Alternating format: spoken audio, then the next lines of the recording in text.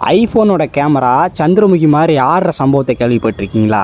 அதான் எனக்கு ஒன்றும் புரியல. நம்மக்கிட்ட பார்த்தீங்கன்னா ஒரு ஐஃபோன் 6s ப்ளஸ் ஒன்று இருக்குது. இது பழையரும் கடையிலேருந்து எடுத்து ரீஸ்டோரேஷன் பண்ணியிருந்தோம். இது பக்காவாக ஒர்க் ஆகுது. ஆனால் என்ன பிரச்சனைன்னு கேட்டிங்கன்னா, பேக் கேமரா ஆன் பண்ணும்போது அப்படியே கடகடன்னு ஷேக் ஆகுது. இதுக்கு என்ன காரணம்னா, கேமராக்குள்ளே அந்த சென்சாருக்கும் லென்ஸுக்கும் இடையில ஒரு மேக்னெட்டிக் காயில் இருக்கும். அது போயிடுச்சு அப்படின்னா அங்கே ஃப்ளெக்ஸ் இல்லாமல் இந்த மாதிரி ஆடிட்டு இருக்கும். இந்த பிரச்சனையை சரி பண்ணுறதுக்கு இதே மாடல் ஐஃபோனை பல்லாவர சந்தையிலேருந்து அதில் இருக்க கேமரா தூக்கி இதில் போட்டு பார்த்தேன். ஆனால் அதெல்லாம் பார்த்தீங்கன்னா படமே தெரிய மாட்டேங்குது. வேறு வழி இல்லை, இதை வச்சு தான் ஓட்டணும் அப்படின்னு சொல்லிட்டு இந்த கேமராக்குள்ளே இருக்கிற பிரச்சனையை சரி பண்ணுறதுக்காக அதுக்கு மேலே நம்ம காந்தத்தை வச்சோம். அப்போ பார்த்தீங்கன்னா கேமரா ஷேக் ஆகலை, ஃபோட்டோ நல்லா தான் கிடச்சிது. ஆனால் உள்ளுக்குள்ளே இருந்த காந்தம் கொஞ்சம் பெருசாக இருந்ததுனால அது டிஸ்பிளே போயிட்டு போகுதுன்னு டச் பண்ணி அதை டேமேஜ் ஆக பார்த்துச்சு.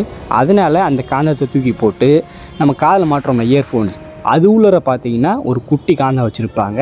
அதை எடுத்து அந்த கேமராக்கு பின்னாடி வச்சு விட்டேன். இப்போ பார்த்தீங்கன்னா உள்ளே பக்காவாக செட் ஆகிக்கிச்சு. கேமராவும் பார்த்தீங்கன்னா தெளிவாக தெரியுது. இந்த மாதிரி திகிடு முகிடான வீடியோஸ் பார்க்குறதுக்கு நம்ம சேனலை சப்ஸ்கிரைப் பண்ணி வச்சுக்கோங்க.